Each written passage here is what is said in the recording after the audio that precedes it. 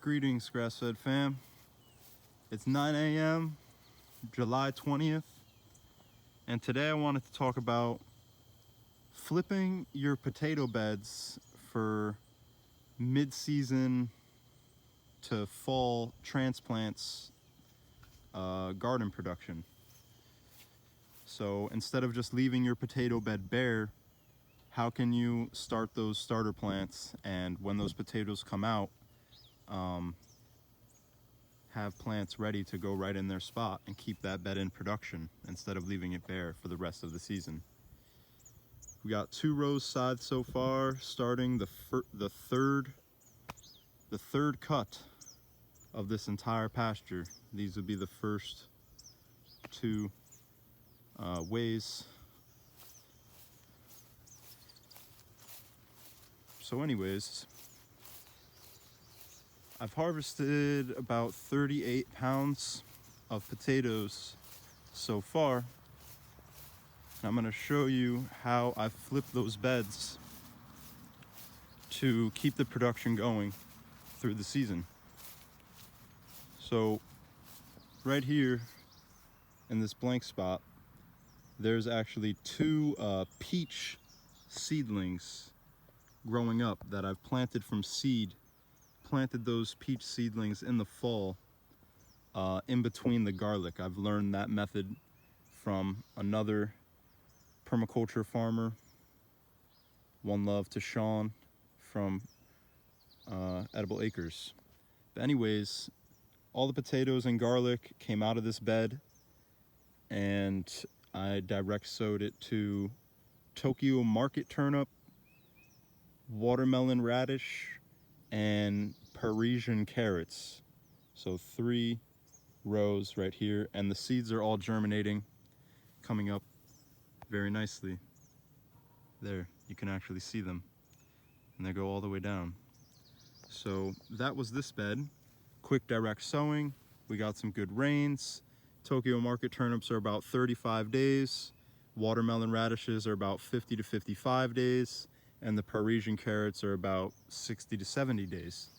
So those crops will come out, and then I could probably even reseed this bed to another quick growing crop, like another watermelon radish or a daikon, or maybe some purple plum radishes, or maybe some mustard greens.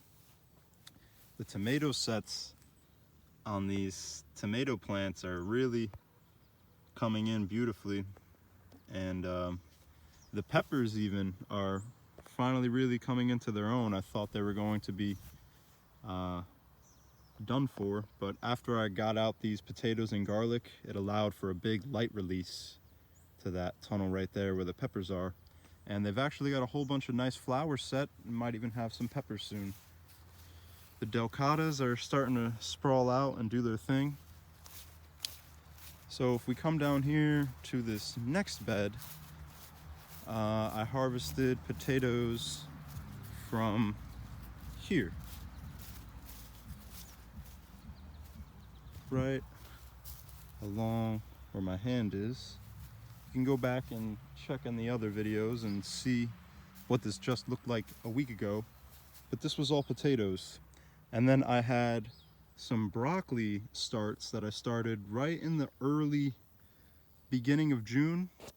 So then this bed was able to get planted out to 20 broccoli starts, and those will go all the way through fall. Those will take the first frost and keep growing into October.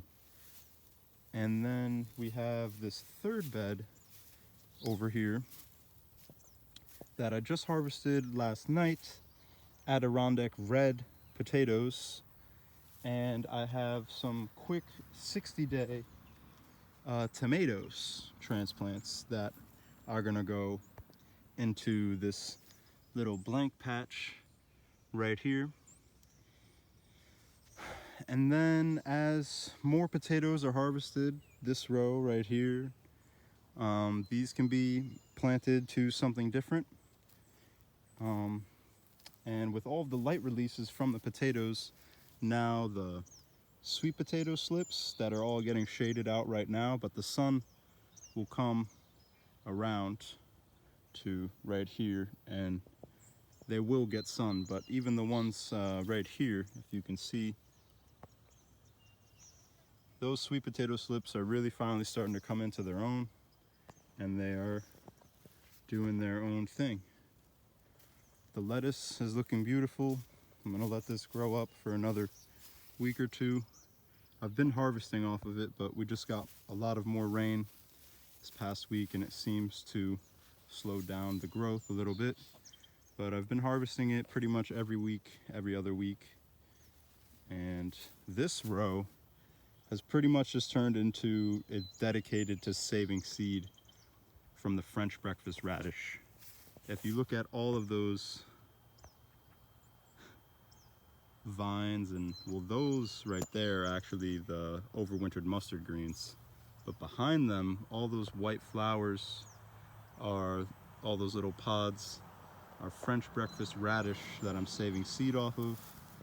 This is winter density lettuce that I'm saving seed off of, red oak leaf lettuce that I'm saving seed off of. So this is actually turning into from a market garden to a small scale nursery slash seed saving production operation.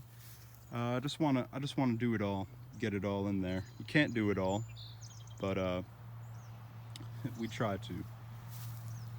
Some more sweet potato slips. So now the focus from here on out, it being mid-season, my main goal is moving more away from the lettuce and beans and moving more towards cold hardy winter storage crops and cold hardy greens that will survive frosts and go into October, possibly even November, with some agribon cover.